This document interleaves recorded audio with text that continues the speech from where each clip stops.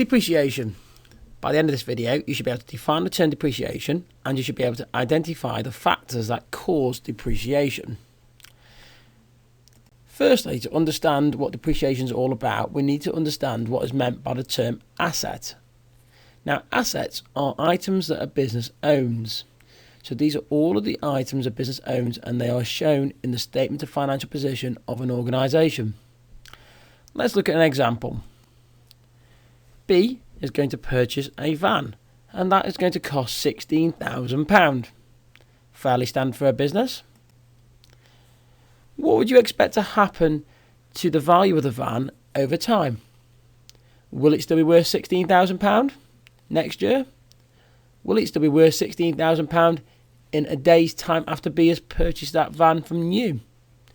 Hopefully the answer you're coming up with is no.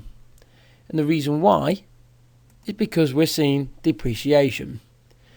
What is depreciation? Well, it is a reduction in the value of an asset over a period of time. And depreciation is seen as a cost to a business. It is bad because it makes your assets worth less.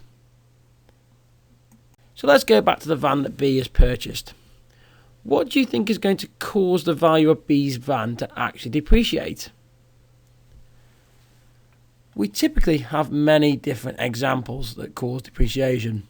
However, the ones that we tend to focus on when we're studying this topic is use. The more B uses that van, the more miles that go on that van, the more it will depreciate and fall in value. We also use the age. Every year you will see 2 registration plates come out in the UK. So the more registration plates that come out, obviously the older the van becomes and the less value it becomes, and the greater the rate of depreciation will be. And we have obsolescence, which basically means that it becomes no use to anybody. It's the end of its working lifespan. Something else comes out that replaces it. For example, maybe that van is no longer environmentally friendly, so you'll start to find that it can't drive into areas like London, for example, with a congestion charge. So it's got no use. As a result of that, it's got no value.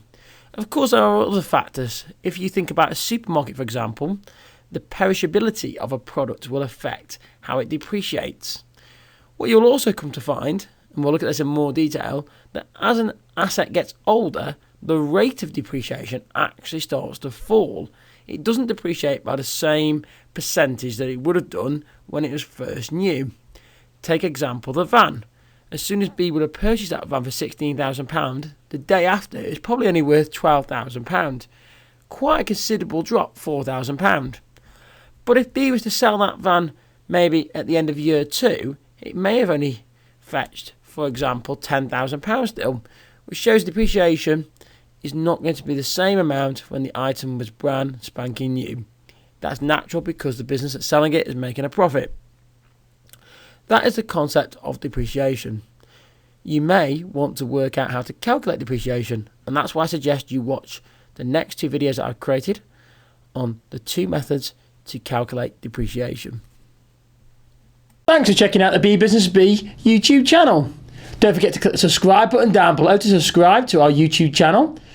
Don't forget to follow me on Twitter. It's @BeeBusinessBee. Also, give the Facebook page a like. It's facebook.com/BeeBusinessBee. And lastly, don't forget to check out the online hive of activities found on BeeBusinessBee.co.uk, full of quizzes, activities and resources. And remember, until next time, keep buzzing.